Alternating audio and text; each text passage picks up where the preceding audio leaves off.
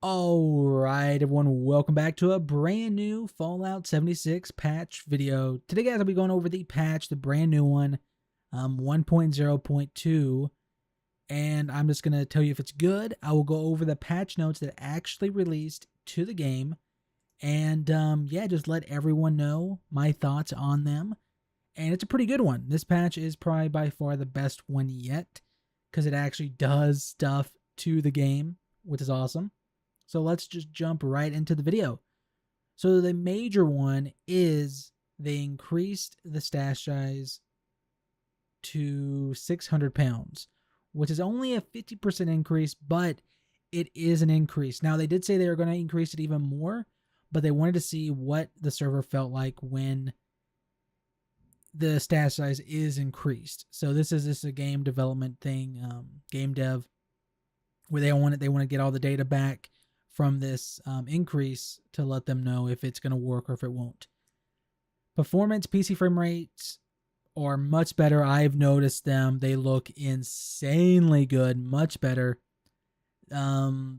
Stability, everything runs a little smoother, and I've noticed that, and I don't really know what or how, but the game looks better. It might be the frame rates being uncapped, but I see like there's more detail in things, like they've improved the lighting or the shadows of the game.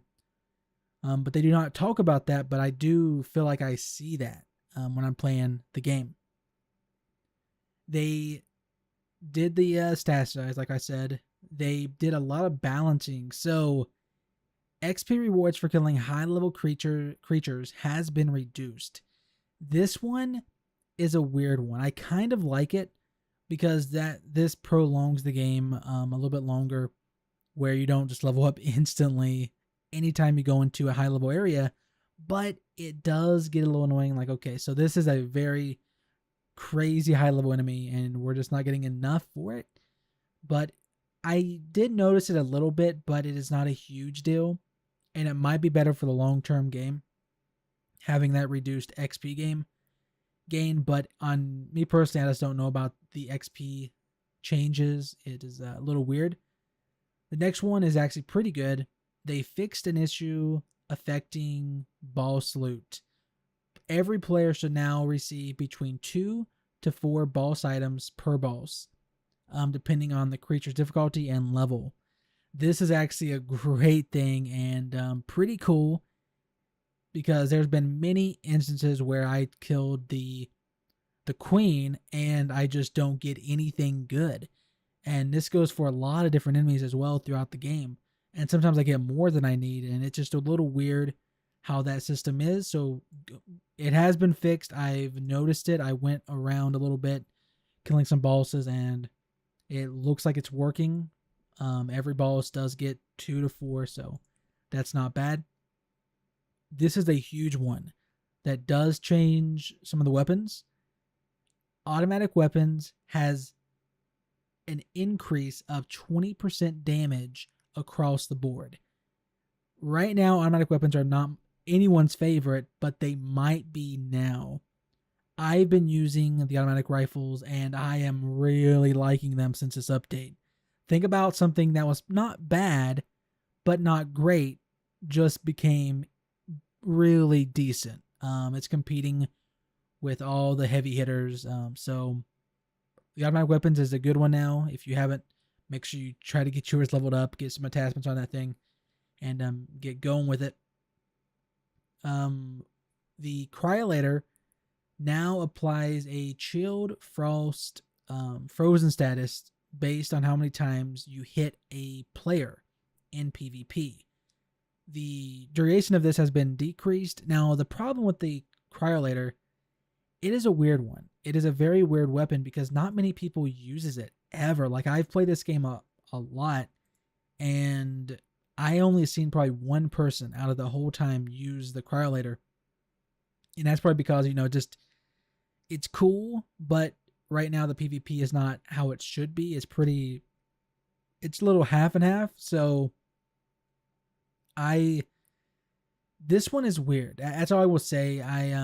They're just fixing it probably to how it should be, but they need to give it extra. I feel like extra love, make the Cryolator deal more damage, further range, something like that, to really make it useful. A ton of stability and performance fixes to the game across the board.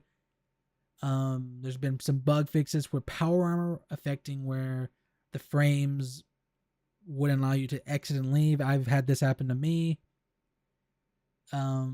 This is a big one for nuke silos. Flipboards inside nuke silos no longer display portions of launch codes. Now, this is a big way that people have been getting the codes early, is these flipboards. So this is going to make things a little more difficult to find and decode. Some good camp stuff. Moving camp locations will now correctly move standalone items. Huge change. Wires will no longer appear to float in midair. That's pretty cool. Turrets will no longer become invisible if the player is not present at their camp.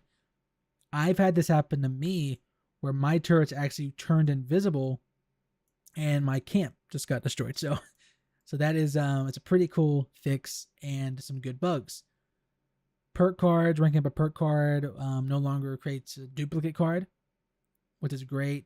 A ton of team fixes. Since this is a very team-oriented game, they fixed a ton of stuff from teams not being saved correctly, leaving, crashing, keeps the team there.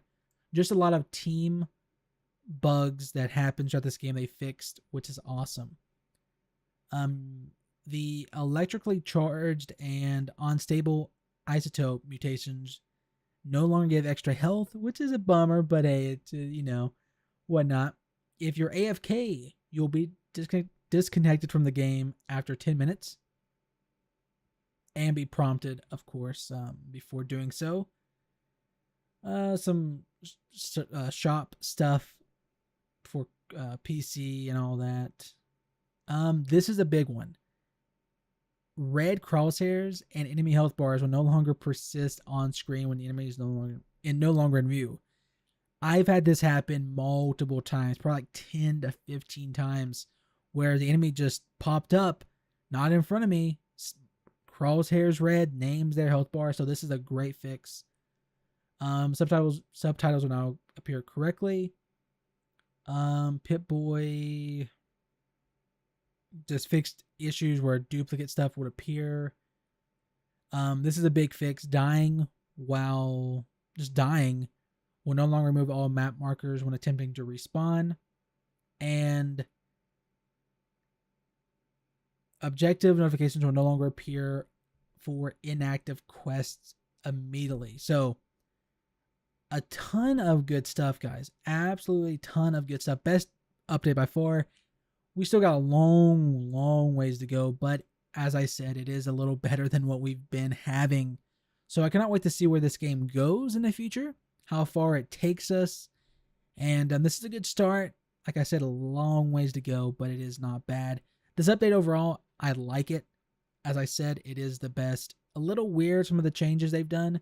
I feel like they should have focused on more things like the FOV slider, the status limit even more, giving us better PvP. But I hope that comes in the next month or few weeks. But everyone, if you enjoyed today's video, drop a like down below, subscribe for more. And as always, this has been 2x2, and I'll see you next time.